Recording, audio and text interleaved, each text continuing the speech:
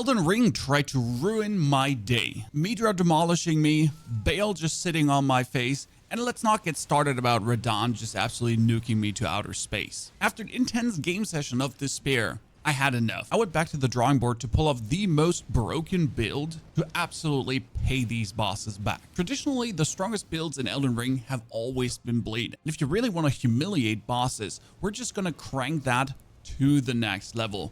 And there was just simply the perfect weapon in the DLC for this purpose. And no, we're not talking about the chicken leg, that weird blood fiend's arm, but it's actually coming from the same family. Teleport yourself to the Cliff Road terminus, right next to the main gate cross and also the 3-path cross. And our goal is going to be Prospect Town. Since up in this beautiful ruins, loath to call it a city, there live our friends, the Blood Fiends.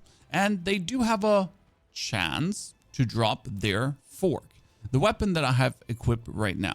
You get the dudes down here, and he already has the fork in his hands. You just murder him. Could be a drop. Murder the next one. And then keep just, you know, destroying Jimmy, Timmy, Dave, Francis, and the others. Get back on your horse, make yourself to the second level of Prospect Town, and there you're going to find more victims. This you're going to do 2-3 times, and you should be having 2 of these beautiful forks. Don't forget your Silverhorn Tenders, which temporarily boosts your item discovery.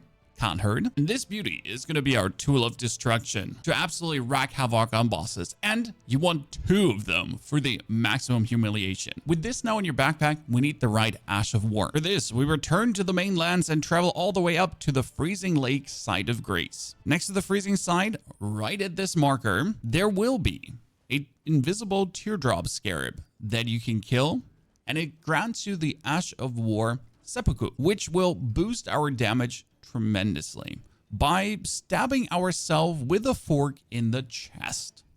Yay. Perfection.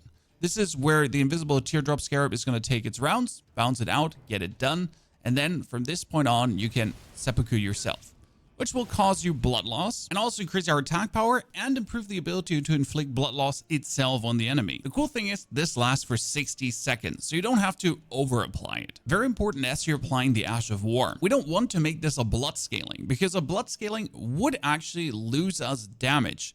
And the blood buildup would only be marginally higher. That's 144 versus the 110. What we're going for is occult because look at the amount of damage difference. We're looking at a C and a C tier strength and arcane scaling and an E tier dex scaling. But with occult, we're actually getting the A tier arcane scaling. Even opponents that won't bleed, like Marika and the Elden Beast, will take way more damage from this and make this an all-around viable weapon. Now, in order to profit from the blood loss, we need 2 items, and that would be the White Mask of Var as our helmet, which increases our attack power as there is blood loss in the vicinity, and the Lord of Blood's Exaltation.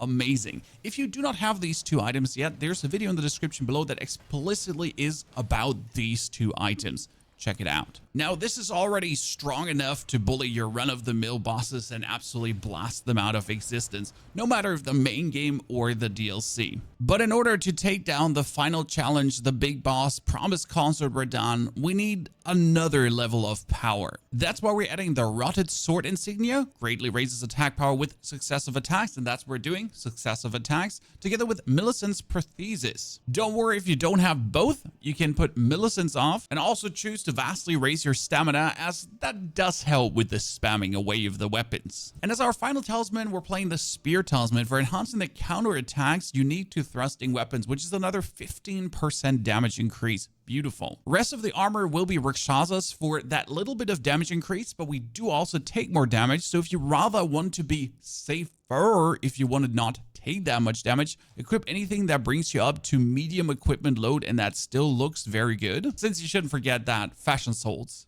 is actually a thing. I look ugly as hell. I love it. And since we have at least 25 faith, we can play Golden Vow and Flames Grant Me Strength for an attack and defense increase, plus another physical attack damage increase that multiplies with each other. Stats on my level 200 character look following: 55 Vigor, Mind 20, Endurance 30, Strength 28, Dex 14, Int 8, Faith 25, and Arcane 99.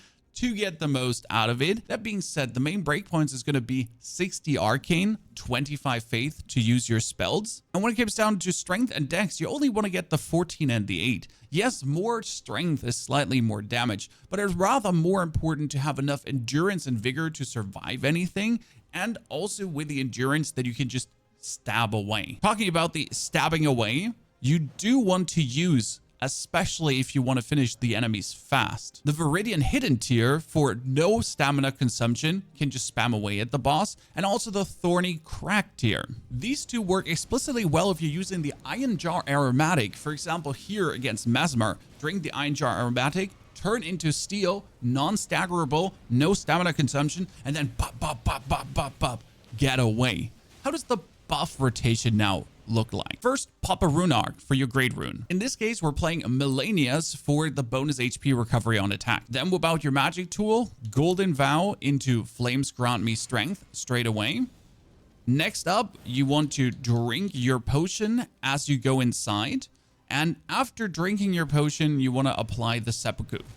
And then you're ready to fight.